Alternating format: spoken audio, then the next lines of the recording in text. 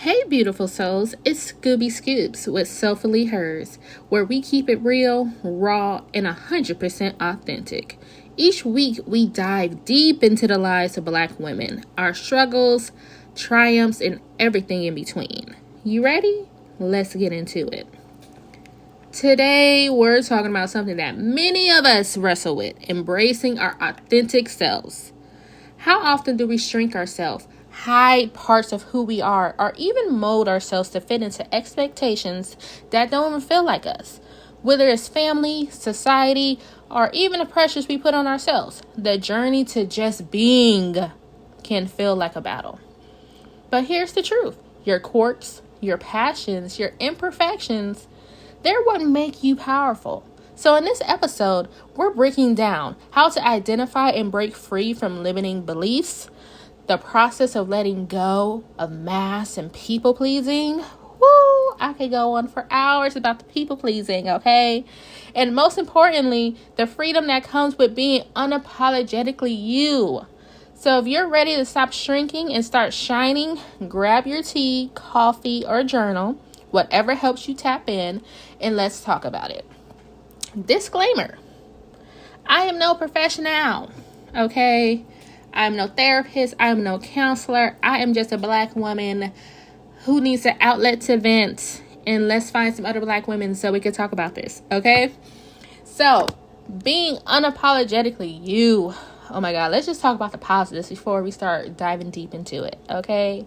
One of the things that's great about being 100% you is that you feel so much more happier when you're just being you.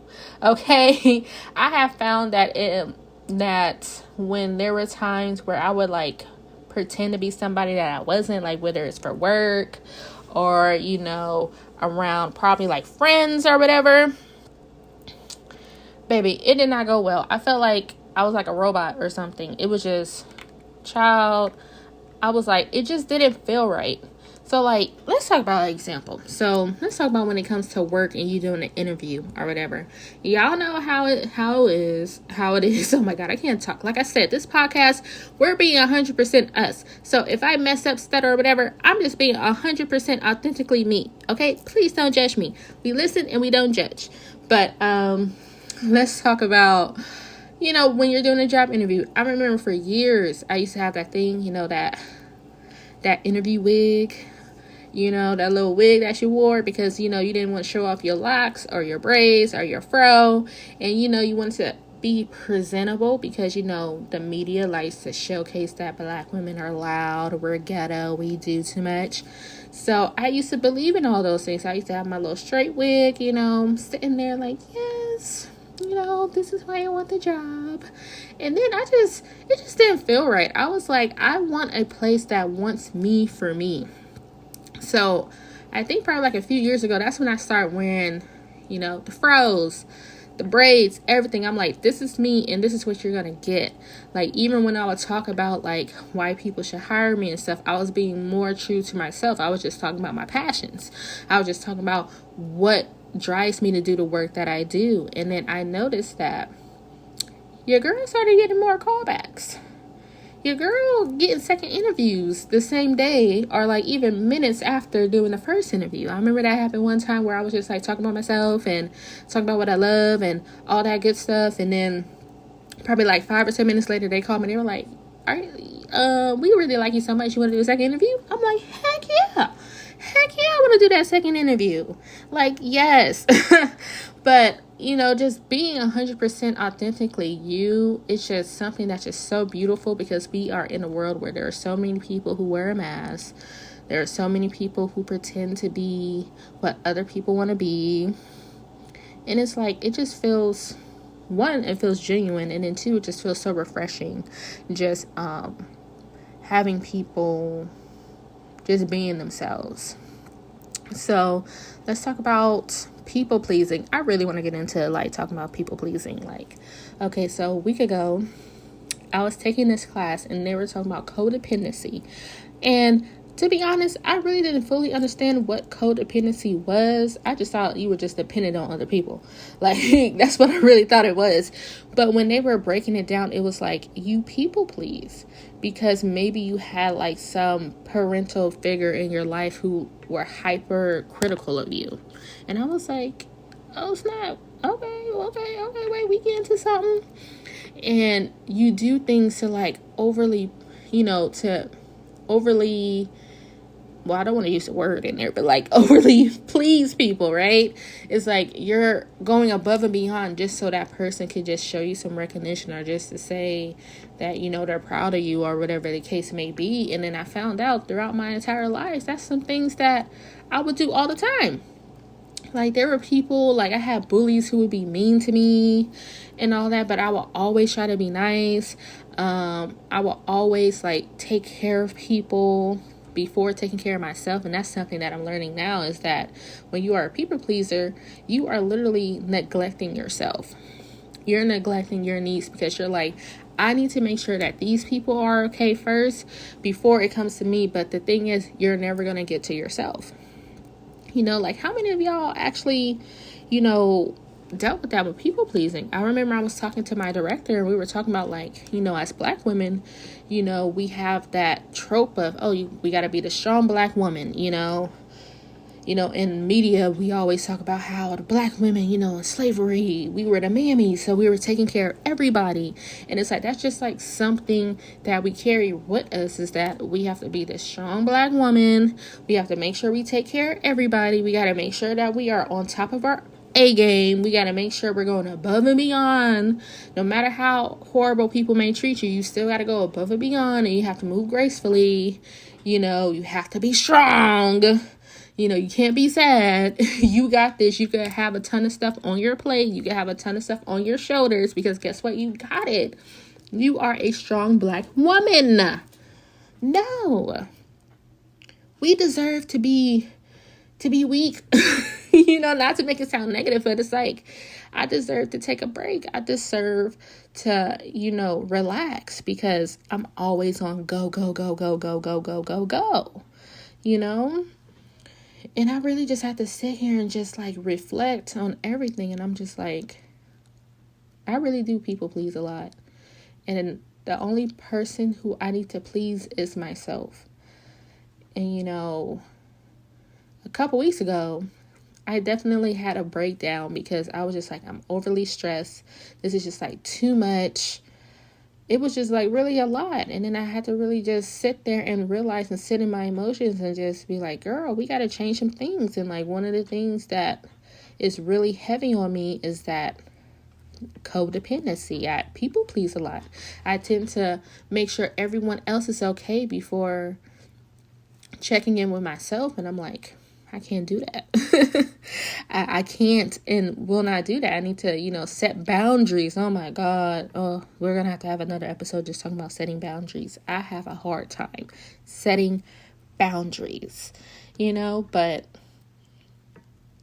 it's hard. It's very hard embracing your authentic self, because it's like, you want to embrace yourself, but at the same time, if you are a people pleaser, you want to make sure that other people are taken care of, and that you're not overstepping or like overly being authentic because you don't know how that person is going to take it.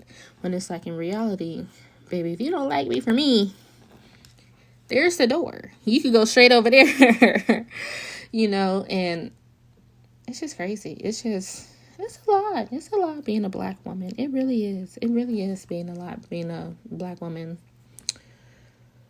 But yeah, it's like, what's like some of the steps, to identify that and to break free, from those limiting beliefs. And it's like, the first way to identify is just to really just sit back and just reflect on certain things that you have done or said in your life, For me, I do like weekly journals and stuff. And then I like sit in there and I'm just like, yeah, I just did too much. Sometimes I reflect back on past relationships or interactions with people, and I just be like, I really was doing too much. I really was. I didn't have to do all that. That person wasn't giving me nothing, but I gave them everything. Like, I wasn't being true to myself because I was trying to mold myself into a person that I thought that these people would want. And that's one of the downfalls of not being unapologetically you, is that you're going to mold yourself to what you believe other people want, and you're not going to be happy. You're really not. You're not going to be happy with yourself. You're not going to be happy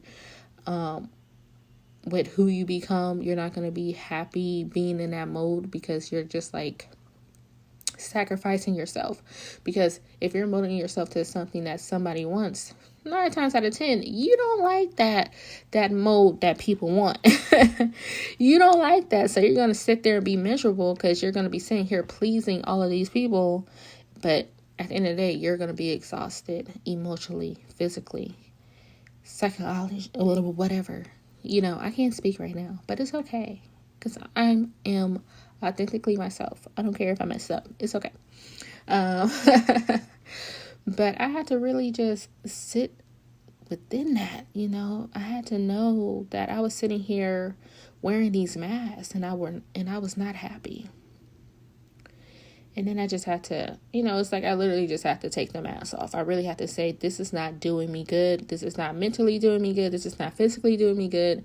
I can't wear these masks all the time. And if I'm not accepted for wearing my authentic mask, then guess what? I cannot be there for you. I am not the person that needs to be there, whether it be work, family, or whatever. It's like, if I can't be 100% me, then no way, Jose. I can't do it. But so how do we be 100% authentically ourselves, unapologetically ourselves? First, you need to identify what are some things that you absolutely love. What are your passions? What are things that you like doing? Like, what is your personality? Like, start to name those things out and then really just become into that. And when I say become into that, I'm not saying you're just creating a whole new mold to be this person, but it's like when you're writing down what type of things that you like. If you're someone who likes poetry, baby, lead with that poetry. Everything you do is poetic. Write that poetry. Go out and go to like poetry slams and all that. Like, just really lead with that. Like, if someone asks you, what do you like to do? Tell them. Don't sit there and like try to figure out what this person likes. No, you let them know. I love fucking poetry. Poetry is amazing, which it is. I'm low-key like talking about myself because I love poetry. But it's like, just really think to yourself, what are some things that I actually like?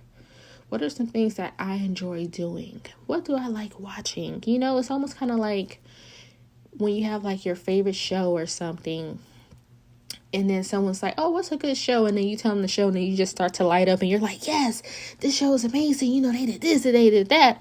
That's what people love to see. People love to see, that light in you when you start talking about the things that you care about. That's how you start to become unapologetically yourself.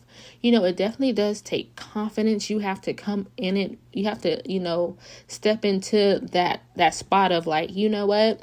I don't care what nobody thinks. You feel me? And it really does take a while. You got to continue saying that to yourself. I have to say that to myself all the time. I have those moments where I try to shut off like my authentic self, but I got to remember, these people don't pay my bills. These people ain't cooking for me. At the end of the day, when I go to bed, it's just me. At the end of the day is going to end. Like when I am gone from this world, I am leaving by myself. These people does not matter to me. I had to realize that, listen, if people are going to make fun of you for being 100% you, guess what? People are going to talk about you until the day you die and beyond. Look at all these people who are commenting on celebrities that have been gone for years. And it's like, dang, that celebrity ain't ever gonna have peace.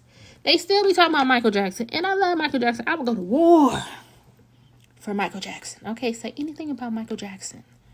Just know, I'm whooping your butt. Okay, because he didn't do what people said that he did. Anyway, I'm about to go on a tangent. But you have to realize that people are going to talk about you to the day that you die and even beyond. And the only person that you have to make happy is you. Let's repeat that. The only person that you have to make happy is you. You have to pour into yourself. And what's so funny is that I'm saying all these words, but I need to have a mirror in front of me because I need to say this to myself as well. You know, you need to stop pouring from an empty cup. Let that settle. You need to stop pouring from an empty cup. Okay? You got to pour into yourself. And if you have nothing to give, baby, you have nothing to give. Now, all this applies to so many things. I feel like I'm probably going to repeat myself in other episodes about pouring from an empty cup. But let's get back on topic about being your authentic self. But really, you have to be you. If you enjoy you, that's all that matters. If people don't enjoy you, guess what? That person is not meant to be in your life. And boom, boom, bye. Leave. Get out of my life. Stop disturbing my peace. Stop disturbing my peace, baby. Because listen, if me being unapologetically me is disturbing you, then baby, you the problem, not me. Baby, you the problem, not me. Like really, like think about if you ever went out somewhere or you saw videos of like people dancing and you're like, oh my God, this person's kind of like dancing weird or whatever. But they're just like in their own world, just doing them. And they're just like happy. That's the benefit of being unapologetically you right there. You feel me? That's what that feels like. That I am dancing like nobody's watching, even though everyone is watching. And even though I may not be doing that dance right, I may not be doing that Dougie right or whatever, I'm just being me and I'm being happy. And it's like the people who are just sitting back like laughing at that person, they low key jealous because this person is just being them and people are loving it. They're being miserable. You feel me? They're being miserable. So let go of that belief that I have to mold myself for someone else, for a job, for family, for relationships. No, we don't need to do that. We don't need to do that. Let that go. Because the only person that matters in this world is you. Everyone else comes second. Now, I know we got, probably got some parents or something who's listening. Listen, you have to take care of you first. Because if you cannot take care of you, you cannot take care of no one else. When it comes to people pleasing, you have to please yourself. Hey, not in that way. Pause. I mean, yes, you could do that too. But in terms of people pleasing, you have to make sure you are pleased. If that's even a word, you got to make sure you are pleased. You got to make sure you are taking care of you. You should not feel bad for taking care of you. Okay, you have to be unapologetically yourself. And if you are somebody who loves taking care of yourself, like getting your nails done, hairs done, toes done, buying you stuff, do that. You don't have to mold yourself into someone like, say, like for instance, let's talk about guys, right? If you are someone who like to upkeep your maintenance of who you are, right? Of who you are, you like to get your nails and all that, and that spends some money, and that's a pretty penny. And then you got a guy who's like, dang, you big money. Like, I like girls who don't like, to do all that stuff. And you'd be like, okay, bye. That's not me. Because you don't need to downgrade yourself to make someone else feel comfortable. Ooh, that's a word. That's a word right there. You don't need to downgrade yourself to make someone else comfortable. Oh, I'm straight spitting right now. I really am. But yes, you need to be 100% authentically yourself, Like, if you are someone who likes to find the things in life, then baby, you are the person who likes finding things in life.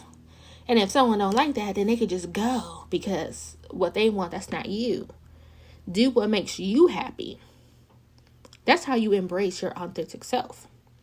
You do what makes you happy. Like, you get what I'm saying? You do what makes you happy. Okay, y'all? Do what makes you happy. Be unapologetically yourself. You feel me? Like, that's just the bottom line, you know? And yes, this is going to take time for people to do. It really is. It took me years just to get to the point where I could be unapologetically me. But I would probably say I'm at 80% unapologetically me. I need to get to 100%. I'm at 80, but I'm working towards it. And, you know, it takes for you having that self-compassion for yourself